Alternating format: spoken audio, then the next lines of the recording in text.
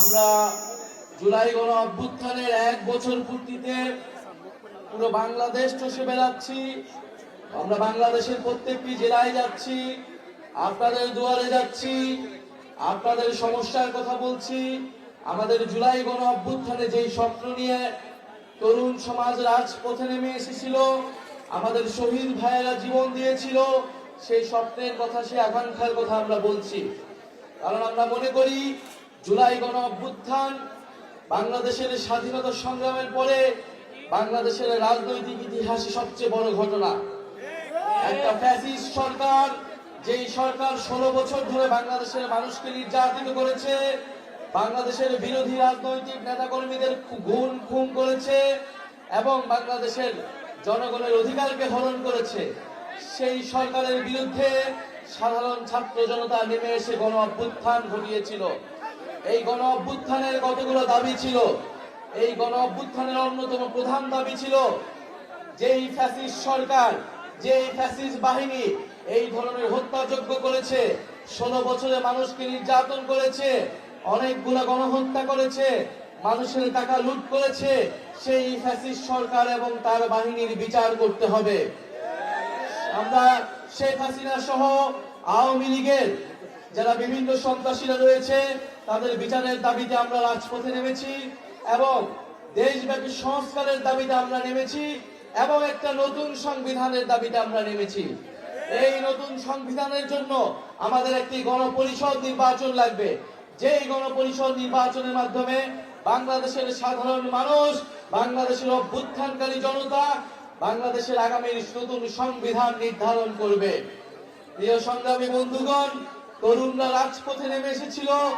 তরুণদের উদ্দেশ্যে আমাদের এই জাতীয় নাগরিক পার্টি গঠিত হয়েছে, তরুণদেরকে ক্ষমতায়িত করে বাংলাদেশের সকল শ্রেণীর, সকল বয়সের মানুষের জন্য একটি সুন্দর বাংলাদেশ উপহার দেবার জন্য।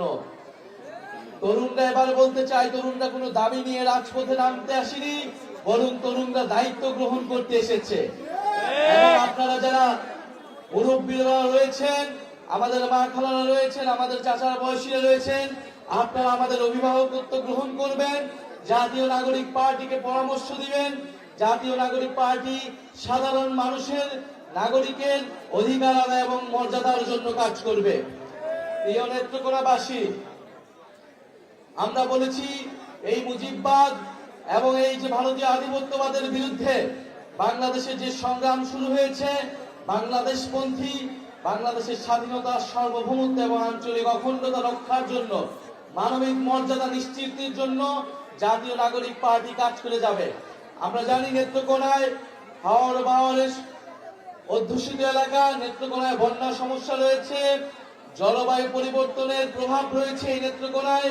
নেত্রকোনায় শিক্ষা সহ স্বাস্থ্য ব্যবস্থার বেহাল দশা রয়েছে, কর্মসংস্থানের অভাব রয়েছে।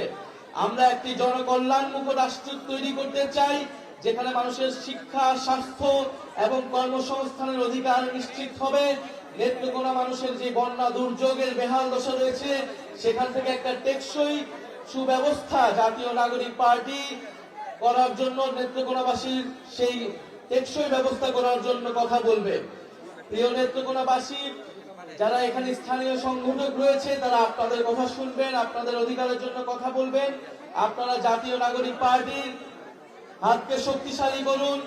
জাতীয় নাগরিক পার্টি যে লক্ষ্য উদ্দেশ্য নিয়ে নেমেছেন, তাতে নেত্রকোনাবাসী সহ বাংলাদেশের সাধারণ মানুষ উপকৃত হবে। আপনারা জাতীয় নাগরিক পার্টির সাথে থাকুন। ইনশাআল্লাহ জাতীয় নাগরিক পার্টি আপনাদেরকে একটি নতুন বাংলাদেশ এবং নতুন সংবিধান উপহার দেবে।